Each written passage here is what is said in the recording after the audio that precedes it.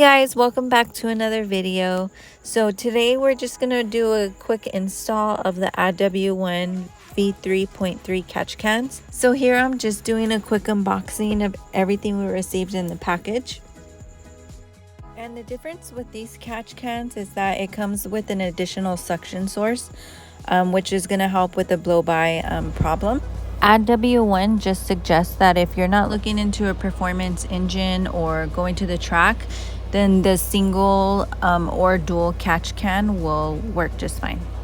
They also just suggested the V3.3 will be more beneficial because of the dual suction it has. You can always go onto their website. We'll make sure to leave a link below in the description. That way you guys can check it out and do some research.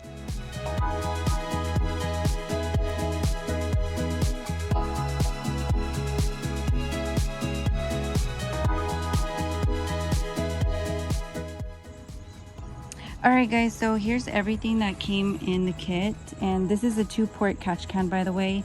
It did come with instructions on installation, so we'll definitely follow along.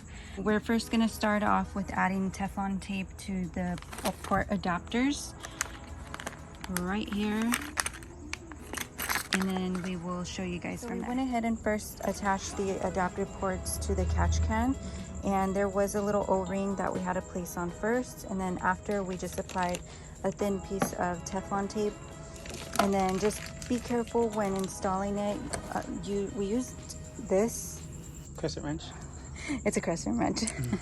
And yeah, just I guess be sure to be careful, that way you don't damage the adapter. So we're gonna go ahead and start off with removing the engine cover, and then we're gonna remove the coolant reservoir bolt, which is a 10 millimeters. So we will use this, of course, to go ahead and do that. All right, we got this. You guys, I've never done anything like this. Henry's obviously helping me with how to do this. So I know now that these have to be removed. So new day, but we're going to continue where we left off with the install. So this bracket we were waiting to get from ADD-W1 because we realized that when we tried to put the one that they gave us, it was supposed to be for this area here. But if you can obviously see that this line is in the way, so we couldn't have the bracket there. So ADD-W1 was nice enough to send us this different bracket. And so you guys kind of have two options here with this bracket. You can either install the canister straight if you wanted, but if you do that, you would have to take this line out of this little clip thing and then go ahead and zip tie it like that. That way you get more room to put the canister straight. Or, which we went ahead and did, was just kind of angle it sideways. That way it doesn't make any contact with the line. And then I'll just keep it clipped in right there.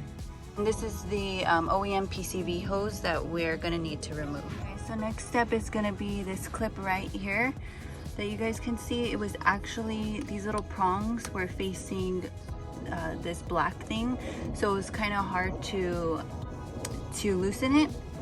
So what we did was we used a pair of these like needle nose, and we pretty much you know, pinched the two clips together and then just moved it to the side, which is over here, and that way we could pull it up. All right guys, I got Henry helping me because this part's a little hard to get into, so you guys just want to be careful with removing this.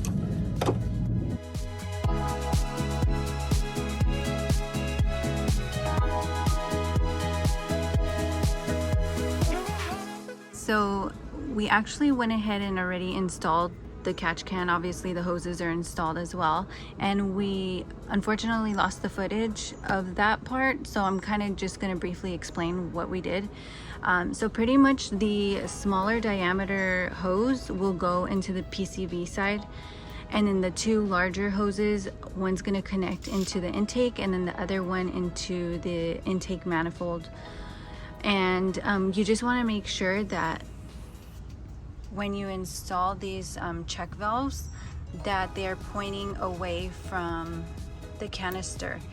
and that's because there's valves in here that like flap open and closed, so you don't want it to be flapping the wrong way. And then just really quickly, so nobody gets confused, the canister is labeled here with single port. That's the one that's smaller diameter that will go into the PCV side, and then over on this side it says dual port, which obviously the bigger hoses will connect into.